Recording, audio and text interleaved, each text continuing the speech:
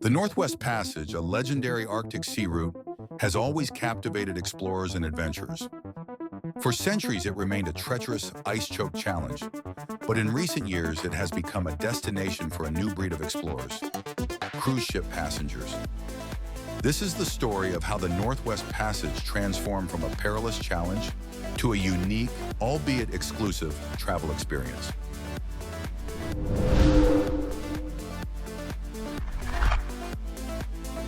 Our story begins in 1984 with a daring expedition by the MS Explorer, a vessel purpose-built for icy waters. This ship, chartered by the pioneering adventure company Lindblad, embarked on an epic 43-day journey, becoming the first commercial cruise liner to conquer the full length of the Northwest Passage. It was a groundbreaking feat, but it would take time for others to follow in its wake. In 1985, just a year after Lindblad Explorer's pioneering voyage, Society Expeditions' ice-strengthened World Discoverer, carrying 137 passengers, became the second tourist vessel to traverse the waterway. The floodgates, however, remained largely closed. This was a realm for the truly adventurous, not the casual cruiser. The early 1990s saw the arrival of a new player on the scene, the captivated, a powerful Russian icebreaker. In 1992, it began carrying paying passengers through the passage, marking a turning point. By 2015, this hardy vessel would complete an impressive 17 transits, proving the viability of the route for specially equipped ships. The mid-1990s witnessed the rise of expedition cruising, a new type of travel that focused on remote, less-traveled destinations.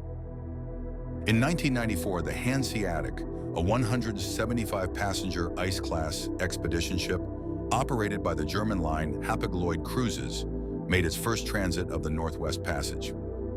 Over the next 2 decades, it would complete another 10 transits, setting a record for a vessel of its kind.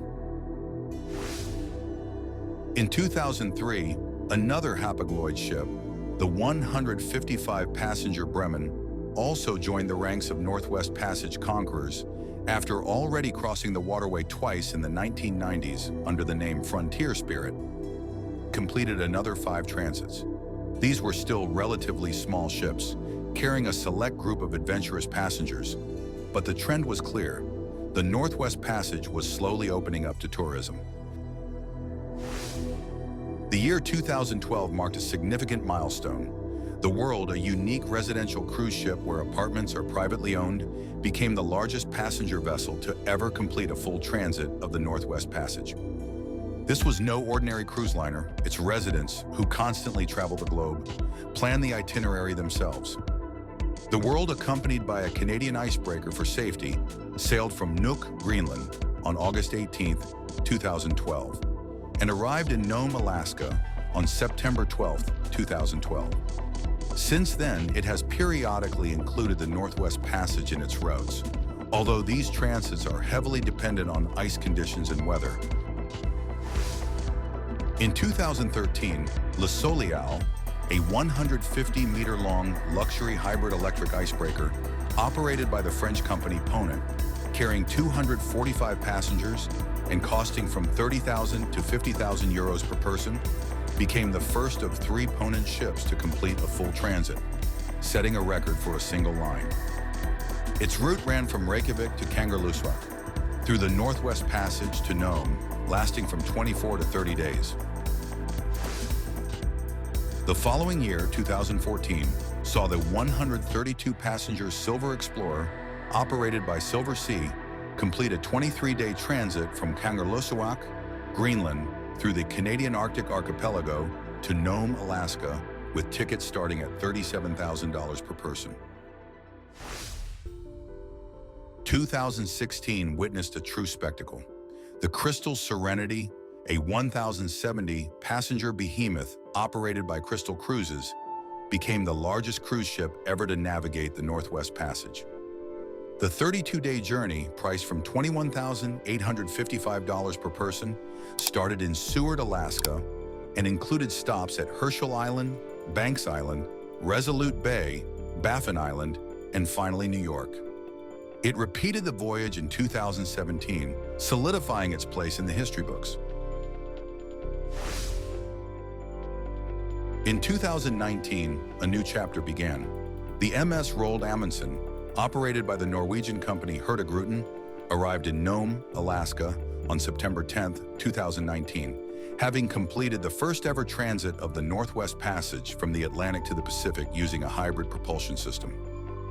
Named after the first explorer to conquer the passage, this 140-meter, 500-passenger icebreaker offers a variety of itineraries, including a 23-day Cambridge Bay to Halifax route, priced between 25,000 and 40,000 euros per person, and a 22nd to 25th day Akureyri to Anadyr route. The story continues. In August 2023, the Seabourn Venture, a 170-meter, 264-passenger expedition vessel, made its first transit of the Northwest Passage, with tickets starting at $41,999 per person. This route, a 21 to 24-day journey from Kangerlussuaq, Greenland, to Nome, Alaska, is now a regular part of Seabourn's cruise program. Looking ahead, Seabourn has announced ambitious plans for 2026 to 2027, with 6 cruises scheduled for the region aboard the Seabourn Venture. These voyages, planned for August to October, the optimal time for navigating the ice-choked waters, will include 2 24-day journey across the Northwest Passage, cruises between Reykjavik and Anchorage, and a 15-day Wild Labrador Coast, Missions, Fjords, and Wildlife, cruise from Reykjavik to Halifax, Nova Scotia. From the daring expeditions of the early pioneers to the luxurious, high-tech vessels of today, the Northwest Passage has come a long way. It remains a challenging and unpredictable environment, but for a growing number of travelers, it offers a once-in-a-lifetime adventure, a chance to witness the raw beauty of the Arctic and follow in the footsteps of history's greatest explorers. The story of cruising the Northwest Passage is still being written, and the next chapter promises to be even more exciting than the last.